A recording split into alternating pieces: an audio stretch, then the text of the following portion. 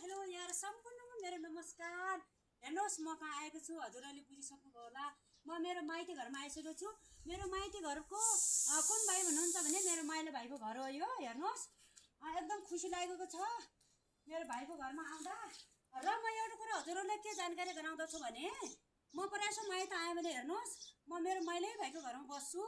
र किन बस्छु भन्दाखेरि मेरो माइलो भाइ र मेरो माइली बुहारीले मलाई यति मिठो मिठो अर्ग्यानिक कुराहरू पकाएर खुवाउने भएको हुनाले म पल्केर मिठो खानको लागि म मेरो माइलै भाइको घरमा आउँछु। हेर्नुहोस् म मेरो प्यारी दिदी बहिनीहरू कोही लाटे हुन्छन् त थाहा नपाउने क्या, तिनीहरूलाई के भन्न चाहन्छु भने हेर्नुहोस् कान खोलेर सुन्नुहोस्, जहाँ जहाँ मिठो दिन्छन् त्यही त्यही जानु क्या, लाटै लाटे नहुनु। म जस्तो बाटो हुन सिक्नु होला हेर दिदी बहिनीहरू।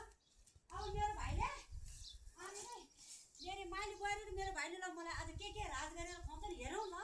यसो खान त मिठै पाइन्छ।